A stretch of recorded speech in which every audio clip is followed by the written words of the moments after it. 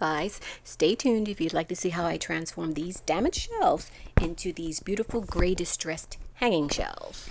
The humidity is so high, this camera's probably got some moisture. Oh, I just came outside and even this, I don't even see it, it's wet.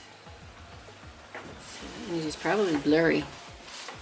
So I just want to have a look at these wood shells my sister gave me from her nail salon.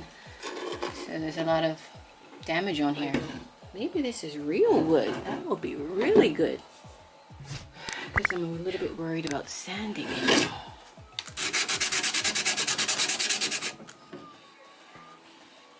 Might be real wood, that's good. Comes off easily. But not easy enough because I don't have time to be sitting up here doing all this by hand, that's for sure. Wonderful hubby was just able to get me some new replacements. After doing a very thorough job of using the nail sander to clean it all up, I spray it all down and wipe off all the dusty residue. And once that's dry, I spray it with some of this gloss white spray paint. I only applied one coat of the white spray paint because this was going to be my base, for which I would put on top of it the various gray paints that I would use for the later distressing. This is gray chalk paint. It's called Paris Gray. Something has just kicked off my allergies. And this is another gray that I had called Overcast. Let me stir this one up. This is latex, interior latex paint. And this is chalk paint. As you can see, it's so much more thicker. You are able to add as much water as you wish when you're using chalk paint. And you're not supposed to have to worry about primer. It goes on thick and it's full coverage and it kind of dries chalky, yeah. This is the color of the chalk paint and this is the color of the latex paint. I think the chalk paint looks a little bit lighter, so when it dries it's probably going to be darker. So I think I might use the chalk paint. Let's see how she takes to chalk paint. Well, you might be wondering why the undersides are not spray painted white. Well, I wasn't planning on distressing the undersides of the shelves, so it didn't make sense wasting the white spray paint that I had. So this is why I just put the chalk paint directly on the bottom surface. It worked out well because it's very full coverage.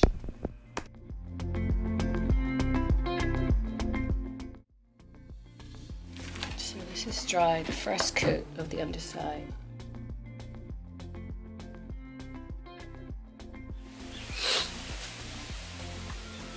Let's make it up.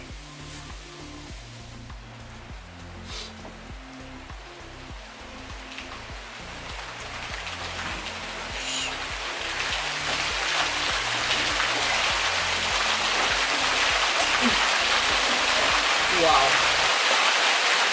There's a big drop here. This is one of my gray shelves from yesterday. And ordinarily I would use a 1-inch square to help me mark out where I want to put the holes.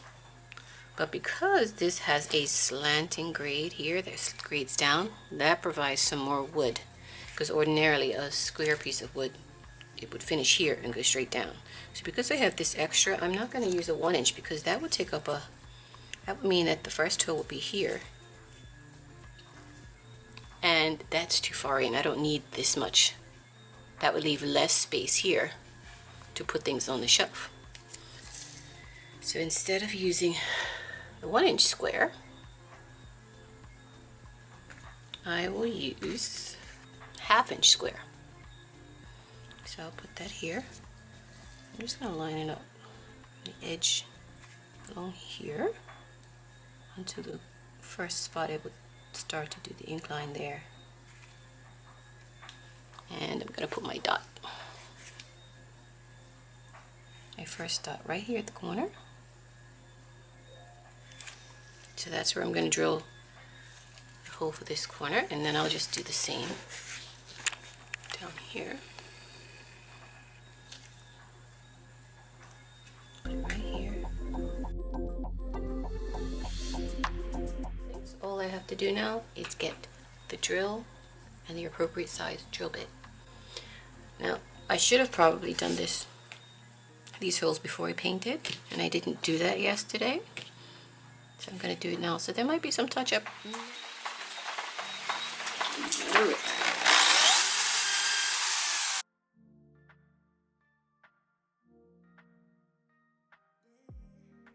Okay, so I got my holes drilled.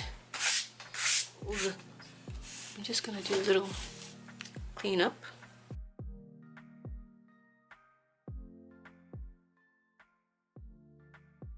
And I'm going to take some fine sandpaper.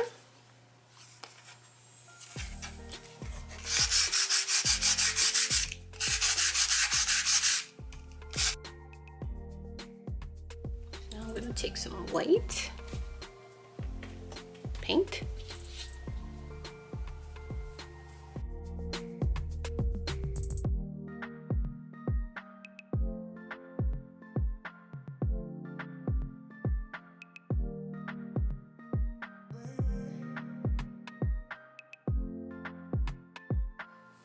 Alright, so this is number 2. I'm going to leave this and let it dry instead of messing with it anymore. And then I'll have a look at them and see. Alright, since I had these out here drying, I decided to just continue with some more paint. And I keep my brushes if I'm going to have to put them down and come back to them later, or for a couple of days. I just put them in an enclosed Ziploc bag because that keeps them from, these sponge brushes especially, it keeps the tips from drying out. So I'm liking how they're looking. I keep finding things that I need to fix. And get out of there. Why would you come up here?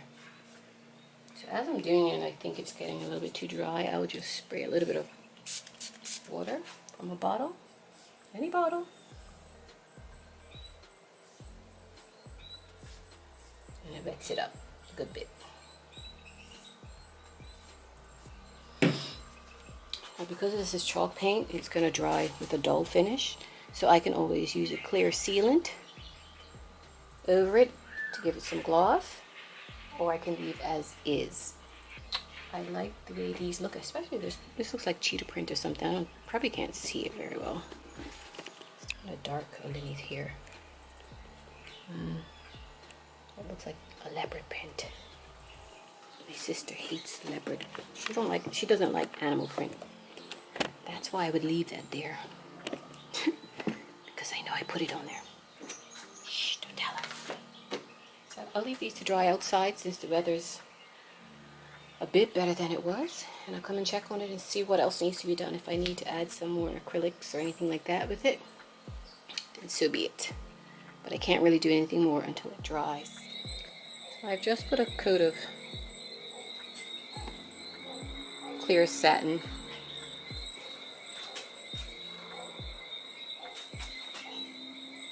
sealer on top of it, so I'm just going to let it dry. Since it was so flat, I want the sealer on, especially when I start manipulating it to get the sisal through the holes. That dry chalk will easily flake off, so it's important to have a sealer. So I use this one, Rust-Oleum,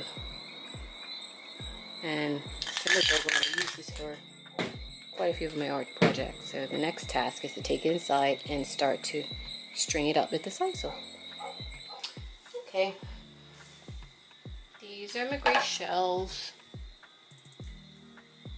I sprayed it with a light coat of satin sealer. I am running out of sealer. I would need some more, but nevertheless, I put enough on that it protects the holes. So right here, I have a length of rope, 24 feet of rope, and I folded it in half. So now double. So we have about 12 feet of rope to work with. And of course I would pick the one that's got a fray at the top. I didn't notice that was there. I don't know how that happened, but nevertheless, it's no big deal. I can just snip it like this. The scissors.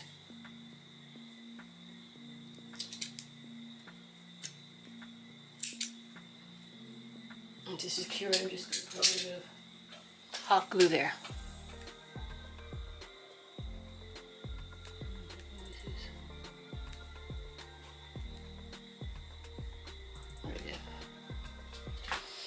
All right, so when I cut them, I have a second lot of, see my shadow pointing to, there's a second lot of rope that's up there on the wall right here, on the wall in the closet.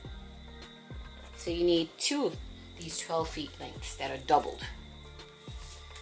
When I cut the ends, I use some tape to secure the ends and to make sure that they're a little bit easier to put through the holes, because once you cut this sisal, it kind of like opens up like a flower that hasn't had light for a century. So tape it down like this so that it can stay in while you're trying to put it through. So one length of this rope, this 12, will do the one side and the other does the other. So when I'm going to feed this through, take the bottom pieces, like so. One side. And it's so important that you use a, so this is 1/4 inch sisal. So I used a drill bit that was slightly larger than that. Because if you just get another 1/4 inch sisal, it's going to be hard to fit, especially if you wrap some tape around the edges. So just pull that through on that side. And then I stick this guy through on this side. So the first shelf that you put on is going to be your top shelf. Just keep pulling.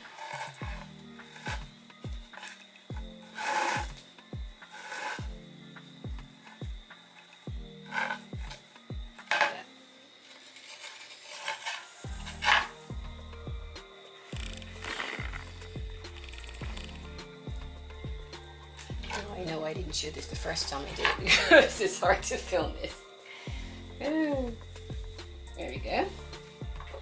And you don't actually need 12 feet, but it's better safe than sorry, because you never know how high the wall is going to be, where it's going to be attached. You never know how big you want the knots, because if you make these holes slightly bigger, sometimes you need bigger knots. And if you leave some more, you can always add more shelves later if you wish. So it's really up to you what you decide to do. There, so I've got one side through. And now I'm going to work on getting the other side. So take this one, do the same thing. Push it through, push it through.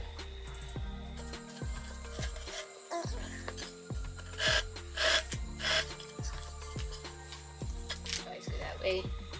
It's a lot of rope to work with, that's for sure. Get my toes out. How am I supposed to get my toes out of the way?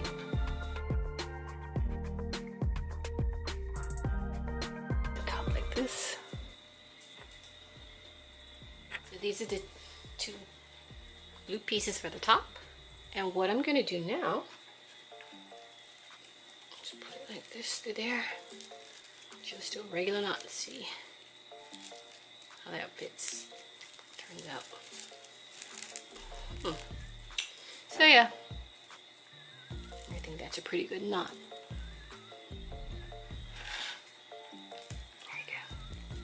So now I just have to put some knots underneath. I am naughty because I should have done this first, and I didn't. I'll do it for the next one.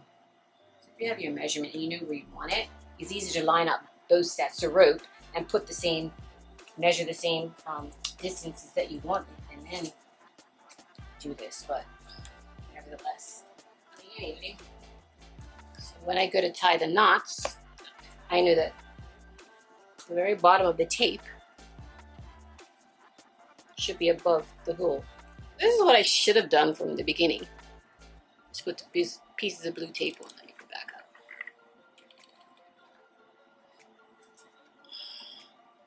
So now when I go to tie the knots at the bottom, I shouldn't have any of the blue tape coming through. I shouldn't, but strange things have happened. So I'm just gonna tie off a few knots, nothing fancy or schmancy.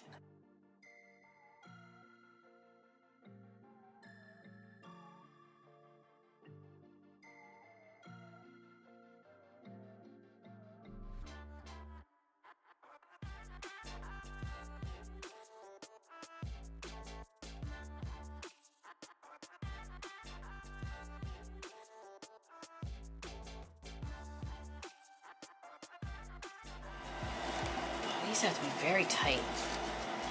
As I found out with my they will stretch a bit.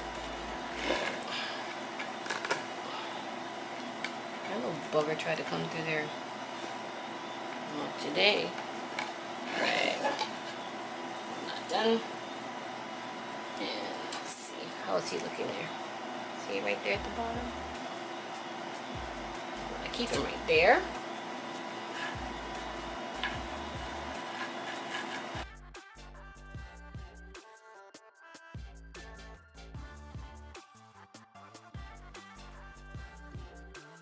There we go. So the two knots done. So it's the first one. Now I just have to work on the second one.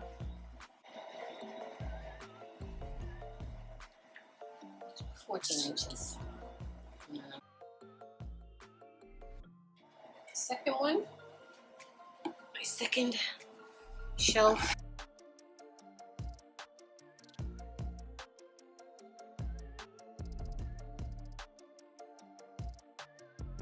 Rolled together. Stretch before you break. Did a good job, little guy.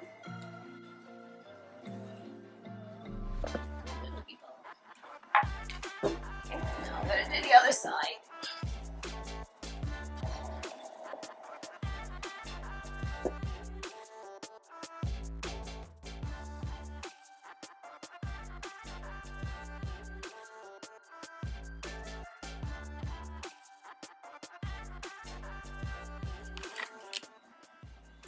So I have to adjust here, make that come up a little bit because it's a little bit crooked, but that's all part and parcel.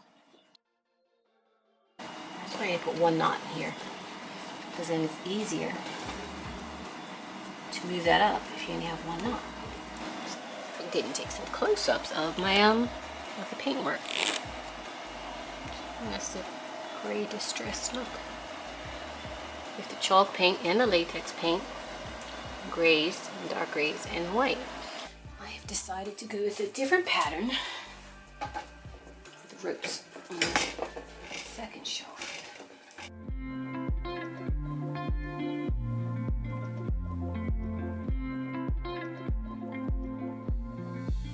I'm just going to switch so they have a crisscross pattern.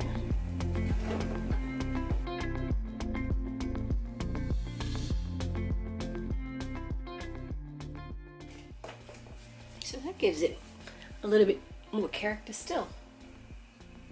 So I'm just going to do the other side now. And here she is. I had to take it outside to display. I couldn't find any place high enough in my bedroom. Plus the lighting is better out here. I would love to have made this with 1/2-inch sisal. We cannot find any on the island to save our lives. So Gorhams, thanks for watching. See you soon. And don't forget to subscribe.